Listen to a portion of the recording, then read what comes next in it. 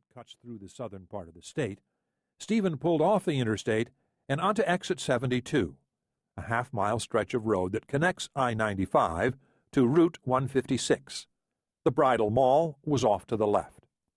At the bottom of the connector was Rocky Neck State Park Beach, one of the many sprawling public beaches along Connecticut's pristine coastline.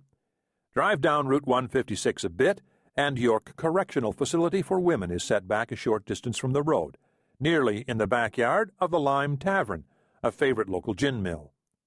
As the Roys approached the end of the exit, Christine noticed two cars off to the right side of the road. Through the foggy windshield, it looked to Christine as if both cars had just stopped for no apparent reason. It was odd.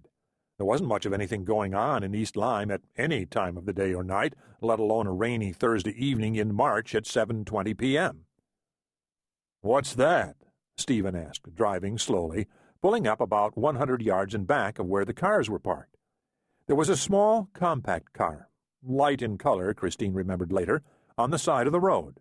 In front of it, there was a beat-up 1981 Pontiac Firebird with the driver's side door wide open, headlights on, just up ahead of the blue car.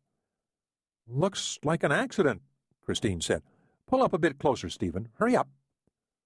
Lying not too far away from the Pontiac Firebird, Christine noticed, was a male, perhaps in his early 20s, skinny but in good shape. He had short black hair, a lumberjack-type dress shirt, jeans, sneakers, no jacket, and lay on the road curled up in a fetal position, as if he were asleep. "It's odd," Christine said to Stephen. "He's not moving." As they approached, Christine saw the taillights on the second car light up. She could see clearly that a tall, lanky man was driving the car. As Stephen began to pull over and stop, the man driving the blue car sped off. Christine later recalled it with the cliché, "like a bat out of hell." "Follow that car!" Christine shouted. "He just hit that guy!" She was frantic, pointing at the car. "Go, Stephen, go! What are you waiting for?" "No way, I'm not following anybody." "He just hit that guy, Stephen. We need to get his license plate number."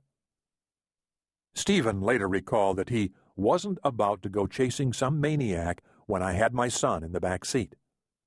When they got closer to the Firebird, they could see that it had Maine license plates, with a cardboard temporary Connecticut license plate tucked in the back windshield, as if it were a for sale sign.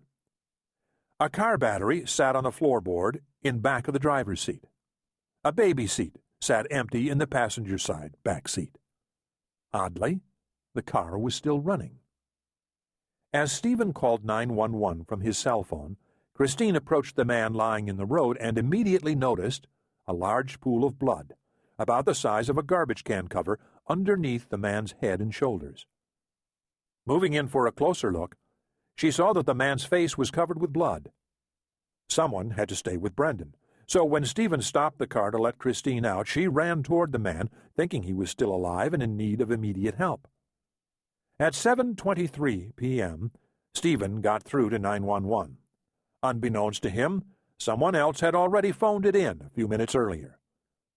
A second car had since pulled off to the shoulder, and the driver, a woman in her mid-30s, got out of her car and began walking toward Christine, who was now standing over the man, staring down at him.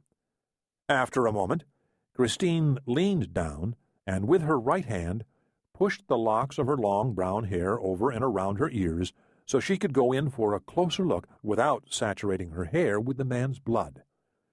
"My husband's calling 911, Christine said to the woman. They couldn't see the man's face or tell if he was breathing. Nonetheless, he was lying still as a brick on his side, eyes closed, with a large pool of blood around his head, which they assumed had leaked out of his ear. Christine wanted to touch him, feel for a pulse, but she couldn't bring herself to do it. I had never seen a body like that before, she recalled. I was horrified and confused. What happened? The woman asked Christine. I don't know. Again, leaning over the man, staring at him, wanting to poke and prod him as if he were a cat or a dog that had been struck by a car, Christine said as loud as she could, Hello? Can you hear me? The women then looked at each other and shrugged. A moment later, Christine